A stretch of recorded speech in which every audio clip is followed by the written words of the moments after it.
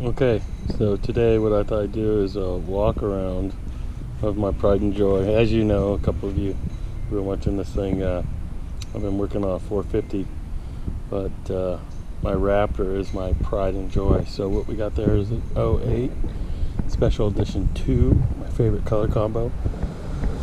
So what I've done to this Raptor is quite a bit. I've had it since 2014. So 10 years now, and we're going to start off with the engine.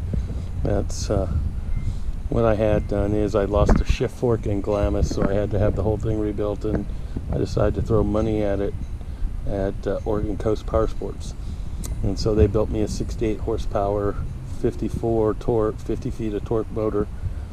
It's a +3 throttle body, 11-to-1 compression, bored out to a 734 ported with valves, a valve job done to the port, and dual monsters with Power Commander 5 running the fuel management.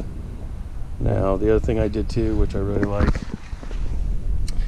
is the oil tank by CCP, I believe. They have this oil tank, gives you an extra quart, but as you can see, it sticks out. It has a couple holes in there, and that keeps everything about 20 degrees cooler, or so they say. Not a gimmick. I can tell you from riding that my fan comes on 70 or 80% less now that I have that thing on there, and I have no other cooling mods. The other thing I've done, which I kind of like, so I've set my lights up on a switch here. I can run amber deserts, and or when I'm following people and I don't want to blind the people behind me. And then I also have both on the handlebar. Now the lights at the bottom are KC lights. They're the KC amber cubes. They were great.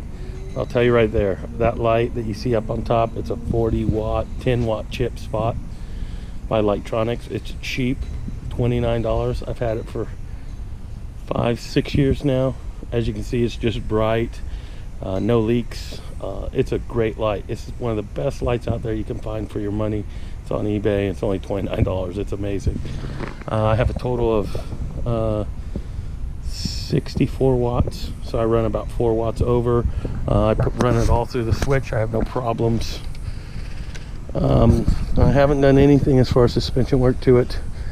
The reason for that is these shocks work really good. The only thing I will say I'm going to do is I'm not happy about the stiffness at first. I would like dual rates, so my plan is to buy a set of dual rate springs from High Gear and fix that. I do have a Precision Pro stabilizer. Best thing you can invest your money into. You can ride so much longer through the chop. I have a skid plate and heel guards that are GYTRs. Underneath there I do have a case saver from Up.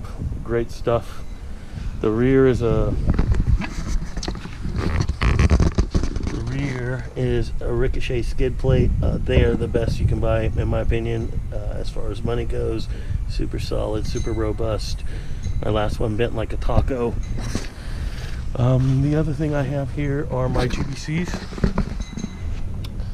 Now I run 23s in the front, 22s in the back, and that's because of the terrain I ride in. But a few things about the GBCs: they are fucking awesome for the power. Ability to get that power to the ground. They are a little on the heavy side. Their wear fantastic. As you can see, I got quite a few hours on them, and they're still really sharp looking tires. But I have had a couple issues with flats with them. That's the only bad thing I'll say. Now, where I have had flats, all the bikes we were riding with had flats. My daughters got flats. The people we were riding with also got flats. But they're supposed to be pretty bulletproof, and that was the one downside. But that's the War Pig. It's kind of simple. I like to keep it simple. That way when I show up at Competition Hill at the dunes, no one's really expecting it. And last, I'll let you hear the monsters. They are by far the best pipes in my opinion. They're loud, but they make fantastic power. And yeah, here, just listen to them hum.